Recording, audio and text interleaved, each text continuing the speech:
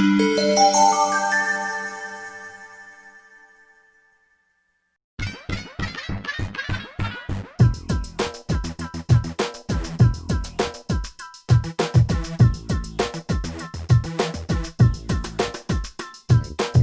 everybody, I'm C. Andrew Nelson, founder of Aquatasy.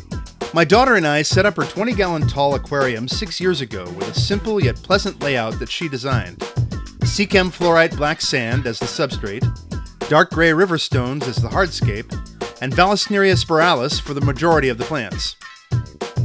The aquarium thrived for several years, but then my daughter got bogged down with college courses, I got bogged down with various projects, and her tank turned into a bog. The plants completely took over. Most of my daughter's fish from 6 years ago reached the end of their lifespan, leaving only a pair of coolie loaches, and eventually the filter went belly up. I moved the remaining fish out of the tank, and the aquarium sat dormant for almost a year, becoming an utter swamp. It was time to reclaim the tank for her and restore it again to a vibrant habitat. The first thing I had to do was to pull up most of the plants. Not as easy as I thought it would be. The Vallisneria had formed a thick jungle in there with a huge root system under the sand. I had to dig my fingers deep into the substrate in order to even loosen up the roots. I removed literally hundreds of val from my daughter's aquarium, placing them in a bucket of water outside in the backyard. All this uprooting stirred up quite a muddy cloud. Between all the decaying bits of plant matter and the disturbed silt from the sand, I had to do 5 water changes to get the tank clean. But it did eventually clean up nicely. I also got the filter working again. I had always thought that my daughter's aquarium layout would benefit from the addition of wood pieces. This time around, I was able to convince her of that. I originally thought of spiderwood, but my daughter wasn't feeling it.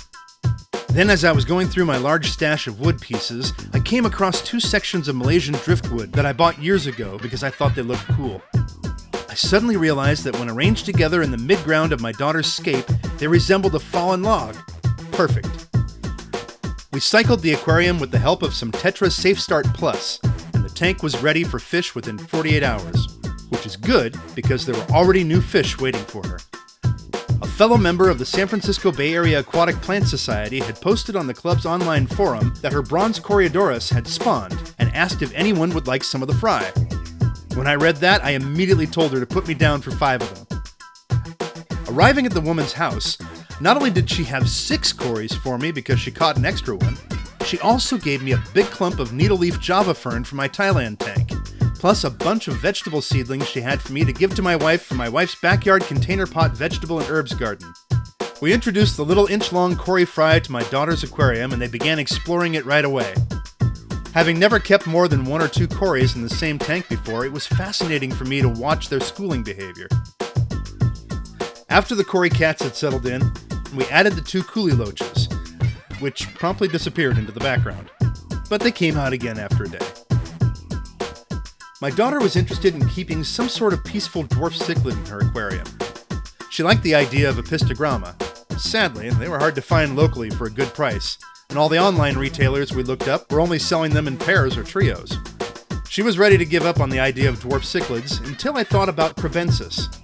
I showed her a picture of one, and she was sold.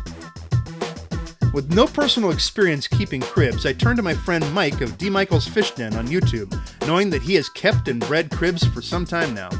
Mike was able to confirm for me that a single crib would be ideal for my daughter's community aquarium. So big shout out to him. Make sure you go check out his channel. Also, major shout out to my local fish store, Albany Aquarium. I DM'd them on Instagram and asked if they had cribs in stock, and it turned out they did. One of the employees there had just brought some juvenile crebensis into the shop. The staff caught one for me and had it ready and waiting when I arrived. It took a while to acclimate the new crib, a young male, because of the pH difference. The little guy was calm, though, the whole time. Once acclimated, we released him into the tank, and he very casually decided that the stump portion of the fallen log was his spot. He never chases any of the other fish away, but it's definitely his area to hang out. I have never seen a cichlid as chill as this one. The next step will be to add a school of mid-level swimmers.